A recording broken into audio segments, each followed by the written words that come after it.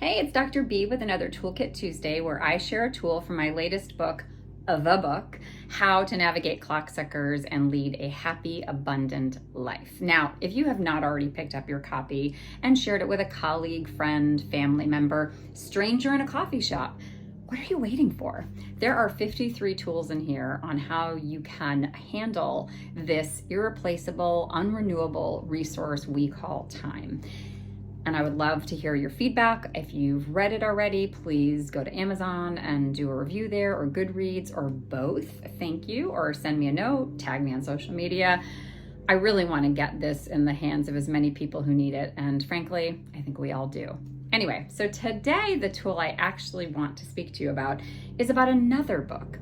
So I started reading more and more fiction and nonfiction books over the last few months since I stopped writing the book. And one of them, I went back and I did a retro and I started to read Tale of Two Cities. Now that's a big book. But I thought, gosh, I haven't read that in, I don't know, I won't count the number of years, but it's been decades. And I got into it and I read a few pages and I slogged. There are so many words and the vernacular that it was hard to decipher and decode what the author is speaking about. And I kept in it. I'm like, I committed to this. I gotta read this thing. And then it occurred to me, why?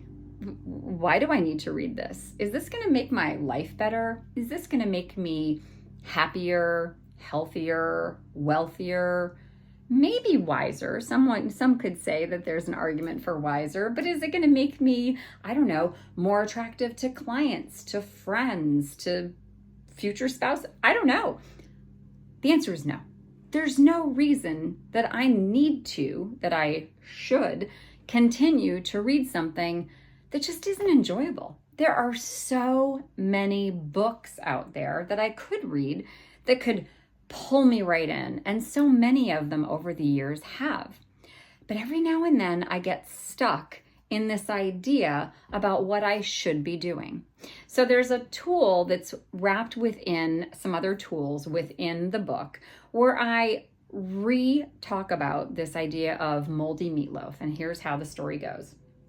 Imagine you're at dinner with a friend and they've made you this beautiful meal. And you're enjoying conversation and talking about things, and you get a few bites in and you recognize that there's mold in the meatloaf. Now, do you keep eating it? Do you just kind of dip it in some ketchup and hope for the best and hope that your gut flora handles this well? Or chug down some beverage that helps you not taste that, get it out of your mind and pretend it isn't there? Absolutely not. That's not what you would do, I don't think. And please, if you ever come to my house and you have moldy meatloaf, stop eating right away. I mean, you won't, but I digress. The point is that you would not continue to eat the moldy meatloaf.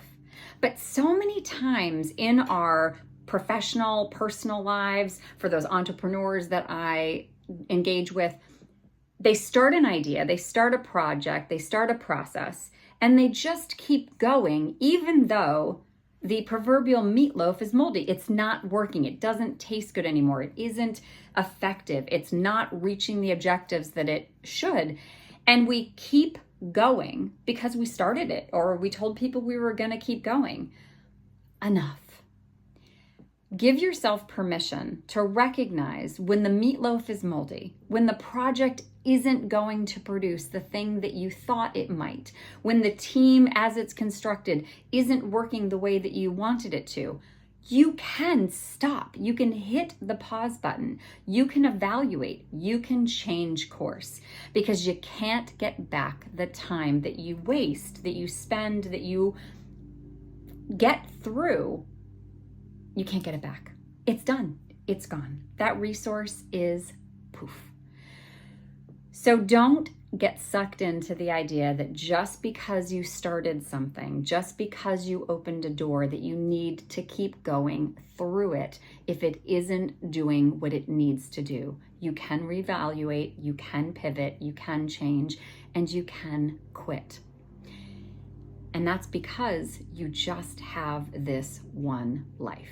So with that, Again, I'd like to direct you to, go ahead, read Tale of Two Cities. If you have any idea what's going on in the first 30 pages that helps me to understand it better, you can reach out. Maybe I'll get back into it, but I doubt it. But this is a book that you can pick up. And again, it's the book, How to Navigate Clocksuckers to Lead a Happy, Abundant Life, because I want a happy, abundant life for all of you. The more that we are living in happiness and abundance, both personally and professionally, the better this world is. So with that, go be the light, and I will talk with you soon. Bye.